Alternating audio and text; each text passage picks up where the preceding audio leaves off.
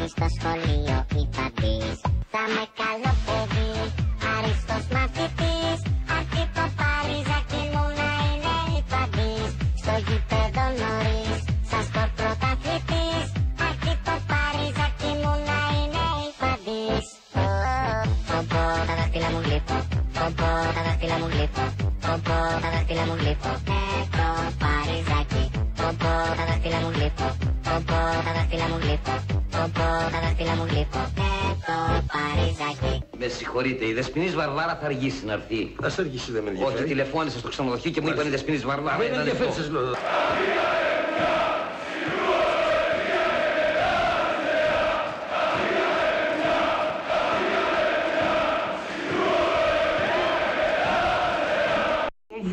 Vous êtes idiot, crétin, imbécile, espèce de goujat, paysan, beaucoup. Καλημέρα σας. Καληνύχτα σας, ο επόμενος. Πιάσαν τα φως τα κοθόνια, όλα τα ξέρουν ξεράδια. Κι ήρθανε λέει να μας σώσουν, που να μη σώσουνε ποτέ. Να δεις που κάποτε θα μας πούνε και μαλακές. Να δεις που κάποτε θα μας πούνε και χαζούς. Να δεις που κάποτε θα μας πούνε και μαλακές. Να δεις που κάποτε θα μας πούνε και χαζούς. Ποιος είναι εδώ? Εμείς οι δύο.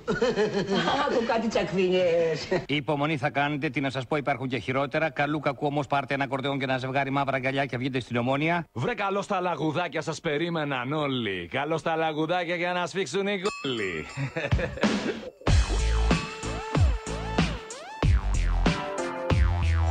Πηδήχτε με και αφήστε με. Ταινία σοκ.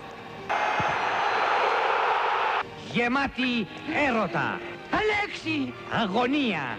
Πάθος εγκατάλειψη. Αλέξη! Δεν με θυμάσαι. Είμαι η Μάρθα. Ναι, Αλέξη. Πουτάνα. Έγινα πουτάνα, Αλέξη, για να μεγαλώσω το παιδί σου. Αυτό το πούστη. Πατέρα! Πατέρα! Πατέρα! Πηδήχτε με και αφήστε με.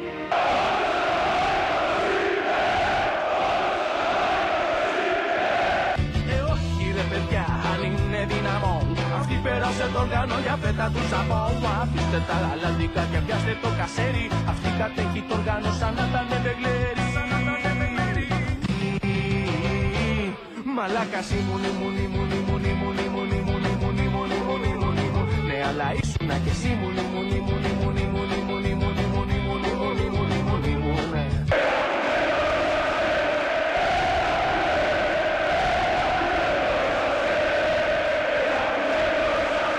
Φίλοι, συμπολίτες, συμπατριώτες, δοξάστε με.